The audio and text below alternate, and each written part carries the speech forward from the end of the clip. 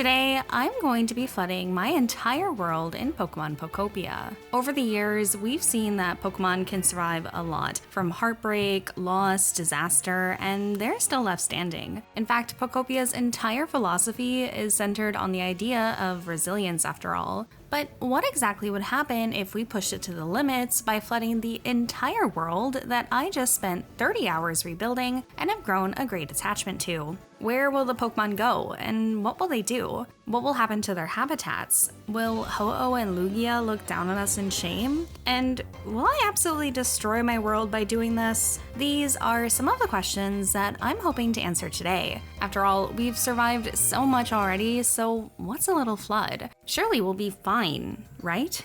Right? This is Elie. Make sure to hit the like button and subscribe if you like content like this. So, I may have taken Bulbasaur's suggestion of let's get this place humid a little farther than intended, but it's official. The flood is coming, and now all we can do is prepare. But how exactly am I going to pull this off? Well, in order to start figuring this out, I'll first need a lot of water. Seems obvious for a flood, and sounds simple enough, right? Wrong. As we'll quickly find out, and unfortunately for me, it's not going to be that easy. But why not? After all, a flood is just a bunch of water. Plus, as you progress the story, you'll gain the ability to both pick up and move water around relatively quickly. So what's the problem? Well, let me explain. You see, in Pokopia, you play as the Pokemon Ditto, and Ditto has a very unique ability where they can mimic and learn other abilities from all kinds of Pokemon. And as we're making our way through the story as this little Ditto, we'll eventually meet a very cute Paldean Wooper. It's through this Pokemon that we'll learn our most critical skill set, being able to suck up and move water around. This is our answer to how we're going to get the water. But there's a few problems with trying to rely solely on this skill if our goal is to get this place flooded. Because, well, first of all,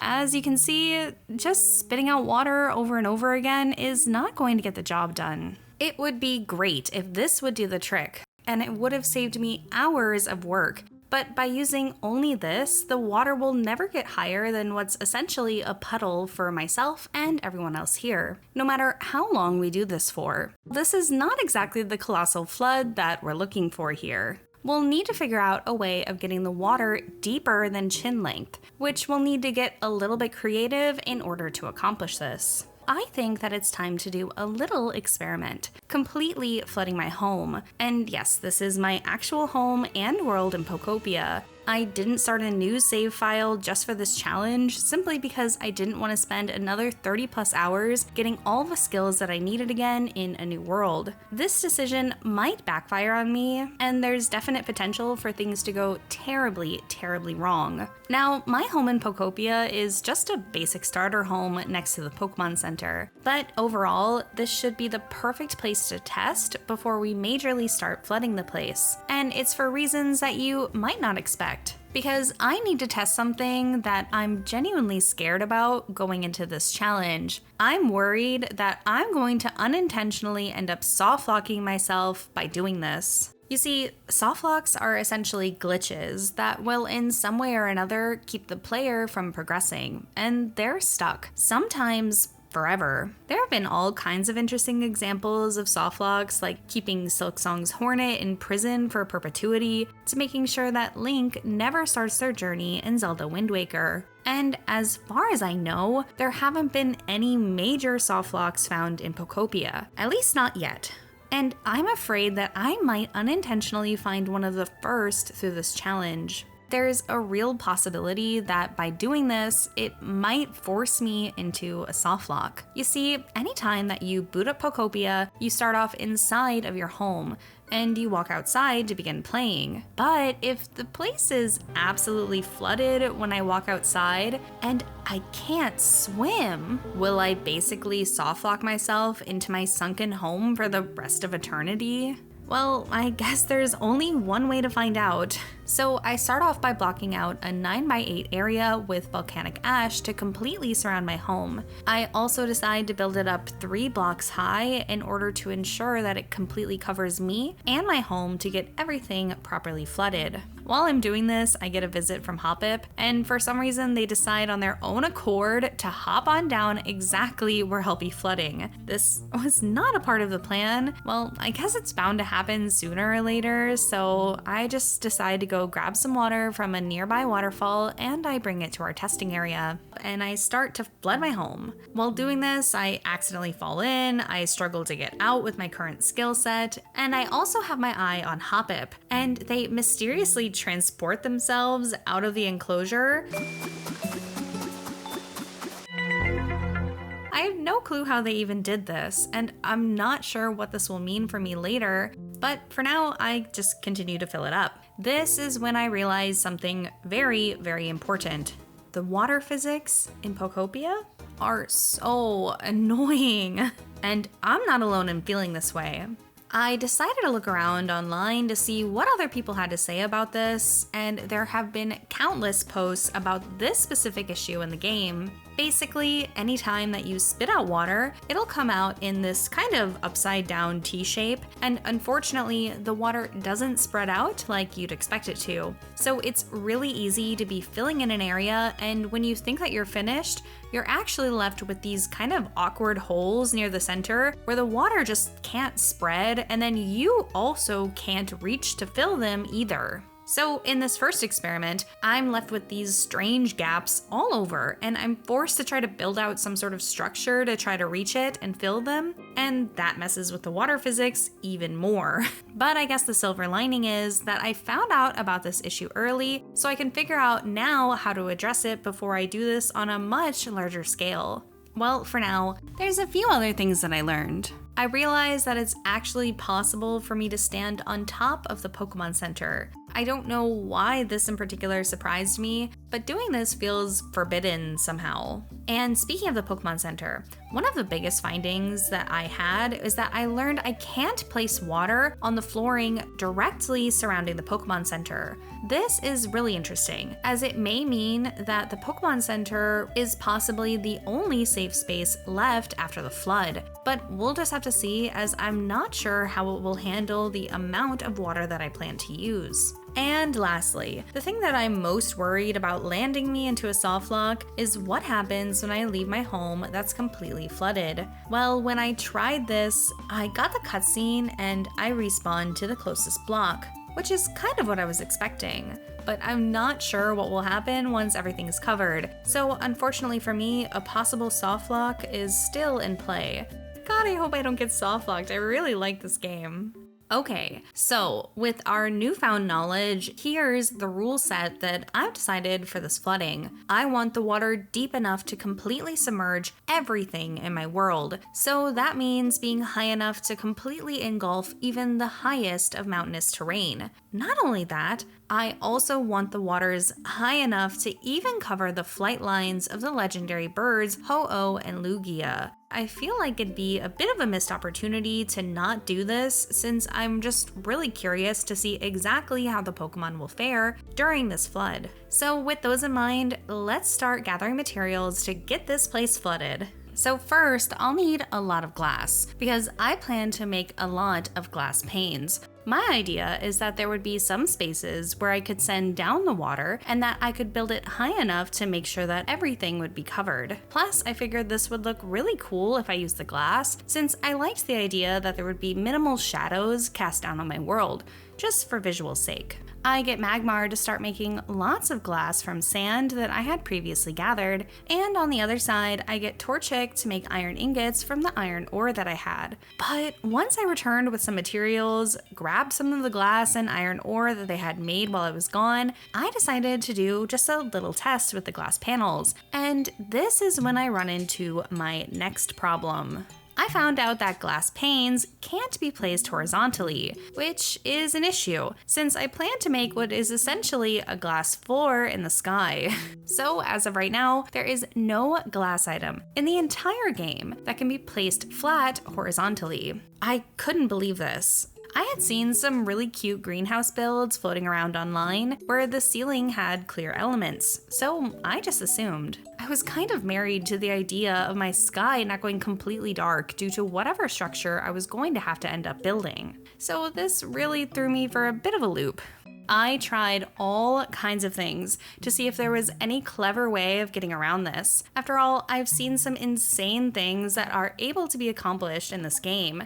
But after trying some things out, I ultimately decided on the plan that I would stick with for this challenge. My plan is to build a sky grid. This grid would be made out of connecting thousands of 5x5 blocks of sand. The size of these is actually really important because by making each of the areas this size, I'm able to properly fill the spaces without struggling with the issues that arise from the game's water physics. I also decided to use sand as the main material for the sky grid for two reasons. Number one, it's very easy to get a lot of it, and number two, it's very easy to break. I mean, I do have hopes to return my world to normal at some point after all of this. So since we now have the structure in mind and the material chosen, this will be built over the entirety of my world. And once it's all completed, then I'll just need to start spitting some water down.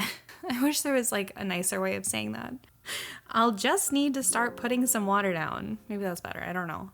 And just to make sure that we're going to be able to see exactly what's happening during this flood, I placed security cameras all throughout my world and at different vantage points. So even in the worst case scenario, if I end up soft-locked, I'll still be able to see what's going on.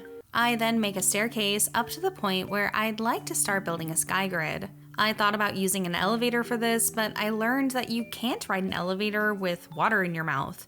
Who would have known? So this'll have to do. And it's here that I also built a small 2-block area where I plan to keep my water source for this challenge. I also try to build a small emergency tomato garden just in case I need emergency food at some point. But as I'll learn, since I placed it at the world border, the tomatoes just kind of poof and disappear. But I did spend time beforehand making all of the food that I could. Bread, hamburger steaks, and salads. I mean, I would hate to be stuck somewhere just because I was hungry and I couldn't move anymore. That'd be like the worst way to go out. So with all that completed, I start by visiting a dream island and I spend a really long time gathering lots of sand. And I mean a lot of it. You can carry up to 99 pieces of sand per stack, and my inventory currently has dozens of stacks of sand. And with all that in hand, we start building. While doing this, I take advantage of a skill called Magnet Rise that I learned from Magnemite. This skill is amazing and perfect for building. Honestly, I can't really stress enough just how vital it is, especially for this challenge. It allows you to freely fly around, and you can even place blocks down while you're in this form. Plus, with this, I don't have to worry so much about falling, and I can just focus on placing blocks, and more blocks, and more blocks. And more blocks. How many times do I have to say that before it starts like losing all meaning?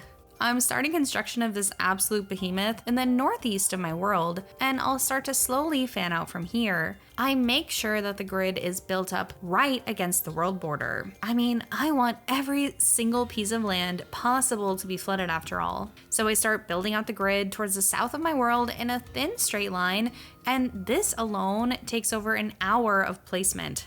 I feel like I haven't even made the smallest dent in this project, and I still end up running out of sand. This has really got me worried. So this will be my first of many trips that I'll need to take in order to collect even more sand. Every single time that I visit this dream island, I think to myself, surely this will be enough. And no, it's not. It's not enough sand. It's never enough sand. The best way that I've found to collect sand is to use the ability Rock Smash to break 2 levels of sand at a time, and I just roll around until practically everything is leveled. In order to learn Rock Smash, you'll need help from the Pokemon Graveler, and I have to say, there's something about this specific form that I just find really endearing and very cute. And just a little tip, if you ever want this process to go even faster, you can also snack on some Hamburg steak and it'll give you a boost to the ability. But it's definitely not required, and it can take a lot of food for the amount of sand that I need at least. I then head back with lots of sand in hand, and I continue the slow process of building out the sky grid.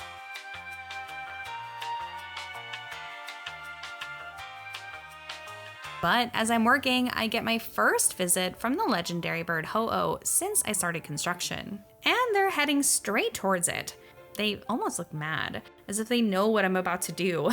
One of my goals was to build this out high enough to flood even the legendary bird's path, so seeing that their flight line is indeed underneath the Skygrid made me feel a little bit relieved. I managed to get a strip of the eastern area of my world covered before I run out of sand again, and I have to make my way back to the Dream Island to collect more and more sand. I mean, sand in Pokopia can be used for all kinds of things, like a sandbox, sandbags. I could make beautiful lights or unique doors, but here I am, making a Skygrid. So I spend another hour gathering more sand before heading back and continuing the build. I just keep building and building for hours. I feel like I'm starting to make progress, but it's really slow going and very tedious. I do have to say though, it feels rather satisfying to see it start to slowly come together. Looking down on the shadow that the Skygrid is casting down on my world feels a little bit strange though.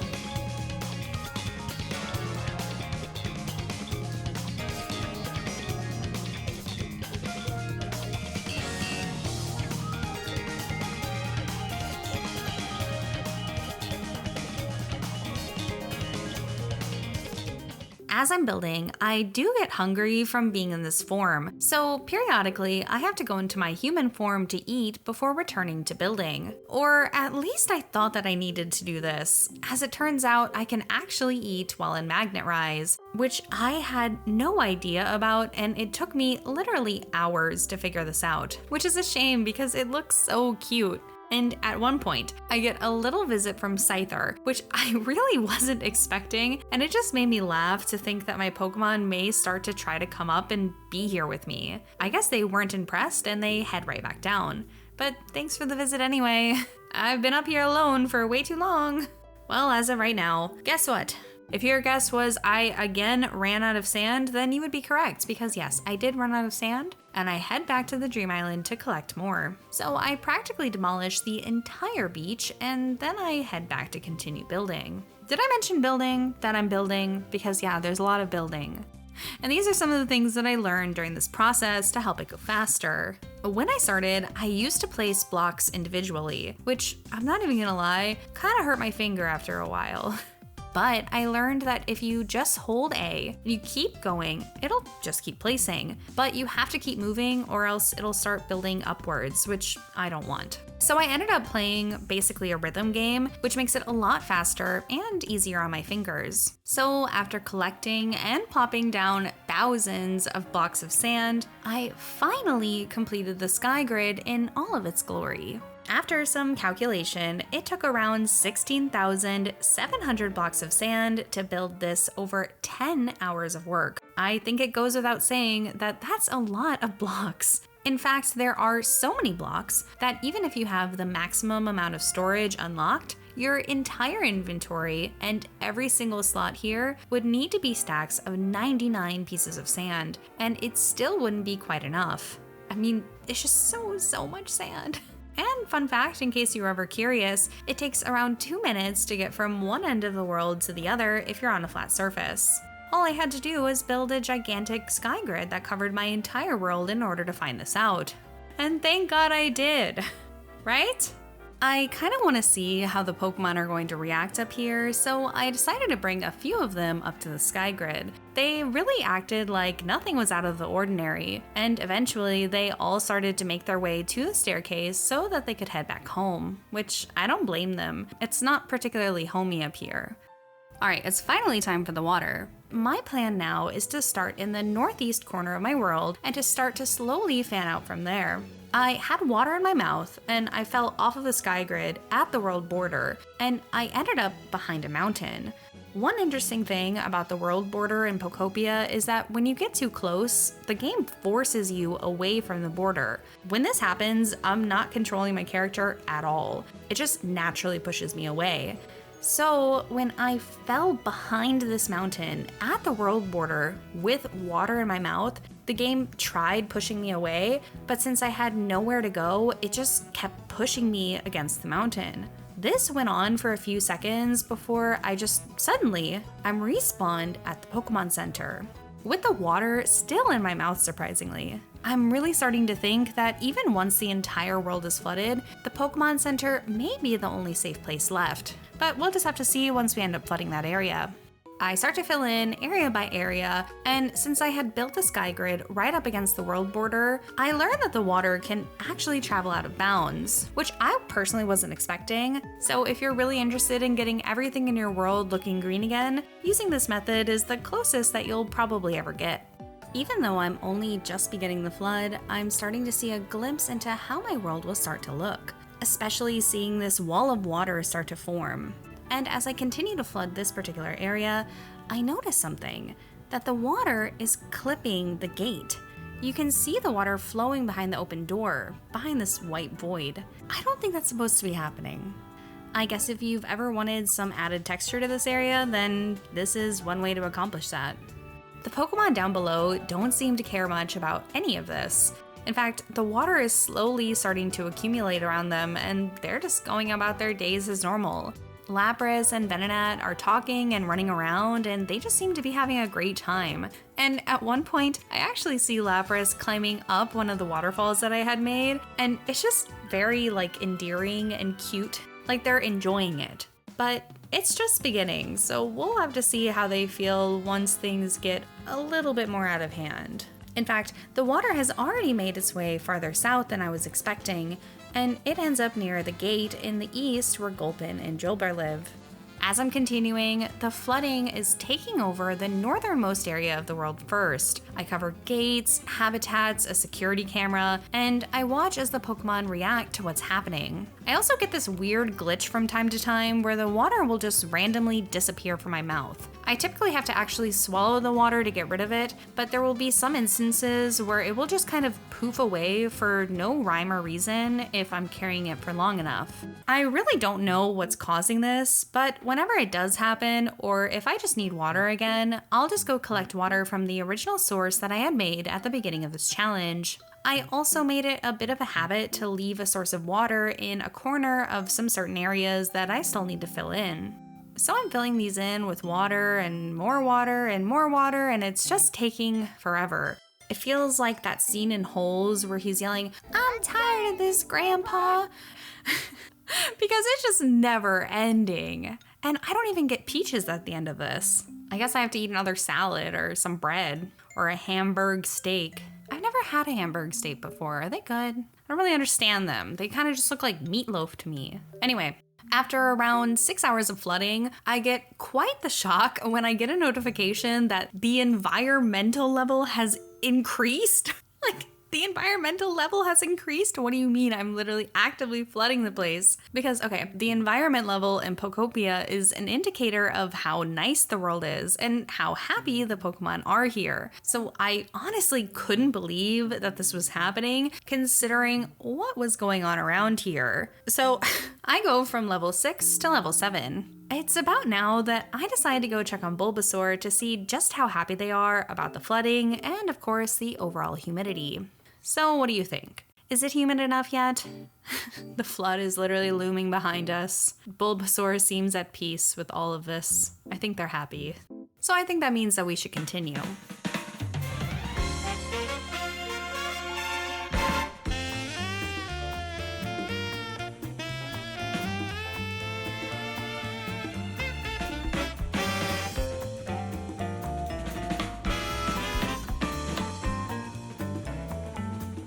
In fact, the Pokemon are saying all kinds of interesting things as this world is being actively destroyed around them. Gulpin is saying that they just love living here. Alright, I guess glad to hear it. And the more and more that I flood things, the weirder that things get. I mean, Pokemon are saying some strange things to me. This Drifloon seems thankful for everything I've done. Charmeleon seems to think that the weather right now is absolutely perfect, which I don't know about that one. Pidgey can't wait to get out there and play. And Pidgeotto is loving how comfy their home has been lately. Yeah, anytime. These are only a handful of the Pokemon's responses, but overall, the flooding seems to be a hit, at least so far. We even got a long-awaited visit from Ho-Oh at some point. It seems like the wall of water didn't stop them from visiting. And I wonder if they'll end up coming back the worse that it gets. And I don't know about you, but I personally think that the current state of the flood, it's weirdly beautiful. There are these blue and sometimes even purple hues that are slowly enveloping the world, and there's just such a wonder to seeing it.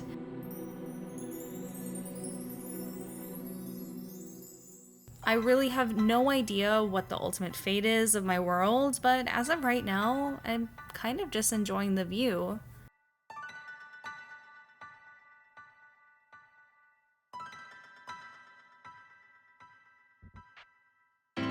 But then, even the water itself started to act weird. And it's just gonna get worse from here. So the water is starting to do this weird thing where you can actually look through it. And it looks like there's not even any water there at all, which is very strange because the water in Pokopia is kind of semi-opaque. So suddenly being able to see straight through it is a little bit concerning. But I mean, it is useful because I'm able to look down and actually clearly see what's happening below, but it's not a good sign of what's to come because, oh boy, there's a lot more to come. And that is not an exaggeration in the slightest.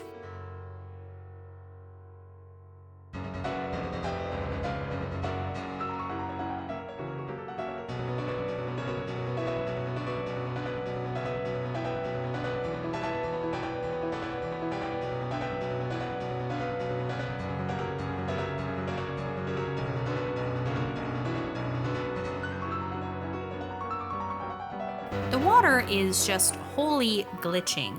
It would flash in and out periodically the longer that I would do this. And like I mentioned earlier, it would sometimes look like the water wasn't there, that it had disappeared. So when it was acting like this, I could still jump in and drown. And it looked like water wasn't even near me, but it very much was there. It just didn't look like it. And while this is kind of like a silly little thing, the glitches ended up almost being unbearable. It seems like Pokopia has pretty much a limit of the amount of water that it can handle, at least under these circumstances. So suddenly seeing that an entire area of water that I had just spent hours placing could just randomly poof away, that was terrifying. I mean, if the game would just start deleting water because it couldn't handle the amount that I was flooding things, then was this challenge even possible? I started to doubt if I could even complete this at all. I tried everything. I learned that the good old reliable method of saving and quitting and restarting the game fixes the issue. But it wasn't a permanent solution because the more and more I flooded, the worse the glitching got, and the more often I would need to restart. At one point, I was restarting the game every few minutes just to keep the water that I had just placed around. And of course, more flashing. In fact, the flashing got so bad that it actually became really nauseating at times, but I just kept pressing on because I needed to get this place flooded.